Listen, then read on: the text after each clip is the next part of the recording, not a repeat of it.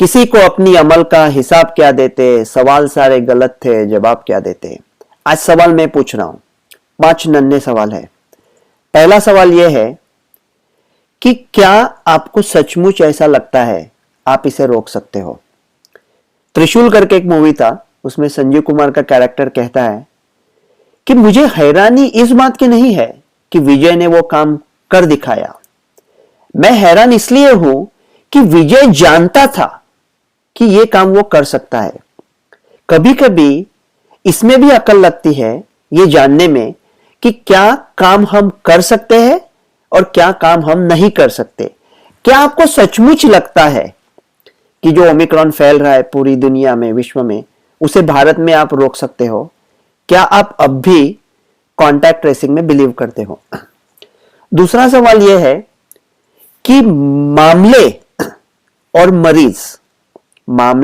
मरीज ये दो चीजों में क्या फर्क है वो आपको पता है? मामले क्या है, मरीज कितने हैं?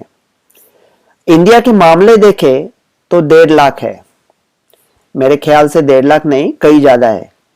सचमुच डेल्टा में जब हुआ था दूसरी लहर में, तब मैंने कहा था कि हर एक पॉजिटिव टेस्ट के पीछे छुपे 50 लोग हैं, इसके वजह से हर्ड इम्यूनिटी आ सकती है। यहां 1.5 लाख के पीछे छिपे 100 लोग हो सकते हैं, 1 करोड़ से भी ज्यादा मामले हो सकते हैं, लेकिन उनमें सिम्टोमेटिक लक्षण वाले देख लिए या लक्षण जिनको ज्यादा है या कंसर्निंग है ऐसे देख लिए तो वो 1.5 लाख तक ही आएंगे। तो ये मामलों का और मरीज का कुछ तालमेल नहीं है, हम सिर्फ मामले देखते हैं। और ये जो सब आंकड़े आ रहे हैं ना कि बंबई से 40,000 केस आ गए, वो कहते हैं उनमें से 80% लोगों को लक्षण ही नहीं है। तो क्या आपको ऐसा लगता है कि हमने मरीज और मामलों में डिफरेंशिएट कर दिया और पूरी जो न्यूज है इसमें से मामलों के आंकड़े निकाल दिए और सिर्फ मरीजों के आंकड़े बताने लगे, तो ये क्या सब न्यूज है वो फुस हो जाएगी, उसमें कुछ नहीं है। तीसरा नन्हा सवाल यह है कि हॉस्पिटलाइजेशन की जब बात होती है तो क्या आपको ऐसा लगता है कि दूसरी बीमारियां आपको मार सकती है या आप दूसरी बीमारियों से महफूज है, आपको सिर्फ कोविड ही मार सकता है? 2 एग्जांपल दूंगा। अभी देखो मैं दिल्ली आया था, अभी था, कुतुब मीनार गया था। शायद में मेरे न्यूज 24 के एक दोस्त है मानक गुप्ता जी, उनके साथ गया था, मानक जी के साथ कुतुब मीनार गया। 1-2 मिनट में, मतलब मुझे तन्हाई अच्छी लगती है, मैं और मेरी तन्हाई, मैं मानक जी को धक्का दे दिया, जाओ भाई आप बहुत बातें करते हो। तो गिर गए बेचारे, पैर में मोच आ गई। हम उनको लेके एम्स पहुंच गए। वो मानक जी कह रहे मेरे पैर में दर्द हो। हम कहते चुप रहो मियाँ, पहले हमको उनको नाक में डाल दिया, वो ओमिक्रॉन निकला। आपको सबको होता ही है ओमिक्रॉन, कहाँ से निकल, नाक में डाला तो निकलने वाला ही है। तो ओमिक्रॉन पॉजिटिव आ गए। तो हमारे एक एंकर भैया ओमिक्रॉन से एम्स में भर्ती, सारे न्यूज कैमरा पहुंच गए संवाददाताओं के साथ कि ये न्यूज, क्या मानक जी का एडमिशन ओमिक्रॉन की वजह से हुआ था या रवि जी की वजह से हुआ था? मैंने उनको धक्का दे दिया। ये जो हॉस्पिटलाइजेशन है, अभी अमेरिका में 1,16,000 हॉस्पिटलाइजेशन के मामले सामने आए हैं। कुछ हॉस्पिटल्स का सर्वे किया गया तो उनमें 25%, कुछ अस्पताल में 60% लोग ऐसे थे जो किसी दूसरी वजह से आ गए थे। और हमको कुछ अकल है नहीं, 2 कौड़ी की अकल है नहीं हमारे एक्सपर्ट्स को भी, तो हमने उनका टेस्टिंग कर दिया कि भाई आए हैं तो कर देते हैं टेस्टिंग, ओमिक्रॉन भी देख लेते हैं आपको है क्या। तो उनको सब ओमिक्रॉन निकला।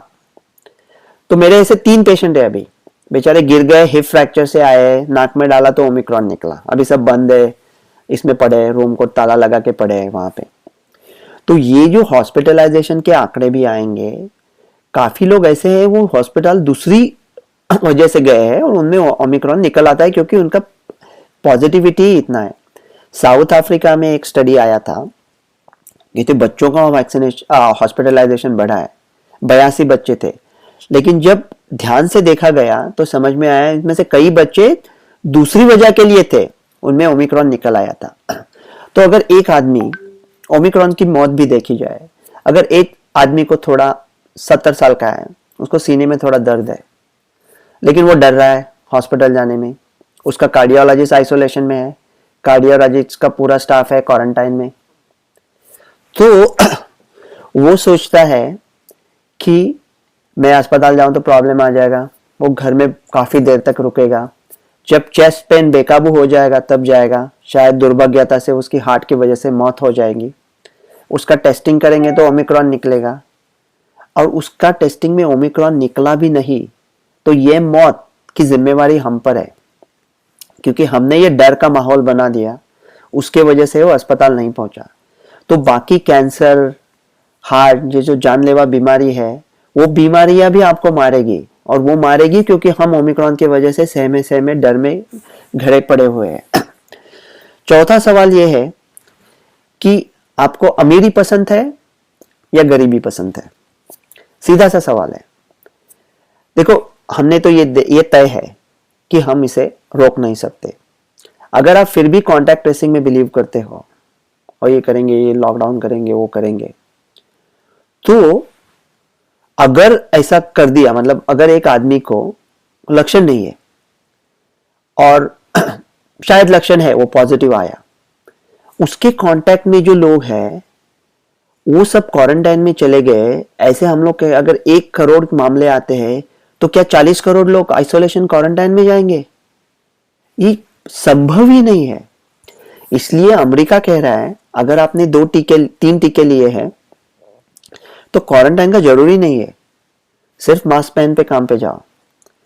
तो मैं कह रहा हूं कि भारत भी ऐसा कर सकता है। जिन्होंने 2 टीके लिए हैं, काफी सारे लोगों को कोविड भी हो चुका था, सिर्फ मास्क पहन पे काम पे जाओ, वो लोगों को क्वारंटाइन मत करो। अगर ये सब 3 हफ्ते में कम होने वाला है, बहुत कम होने वाला है। अगर हमने ये कुछ बड़ा लॉकडाउन वगैरह लगा दिया तो मेरा मानना ये है कि ओमिक्रॉन मामला, हॉस्पिटलाइजेशन, डेथ उतने ही रहेंगे। फर्क सिर्फ इतना होगा कि हम गरीब देश में ये मामले आएंगे, अगर ये लॉकडाउन नहीं किया तो अमीर देश में मामले आएंगे। ये एकदम सीधी सी बात है। लेकिन 5वां जो मेरा पॉइंट है, वो जो सवाल है, वो सवाल करने के पहले मैं एक बात गवर्नमेंट की मानता हूं, वो उन्होंने सही की है। वैसे वो ज्यादातर मौके नहीं देते उनको सही कहने को, लेकिन ये चीज सही है। उनको लगता है कि ये जो ओमिक्रॉन का जो स्पाइक है वो अभी आ रहा है, मतलब मेरे ख्याल से ऑलरेडी हम वहां पे है, तो बड़ा स्पाइक में अगर ज्यादा केसेस पकड़ लिए तो थोड़ा लोड आ सकता है।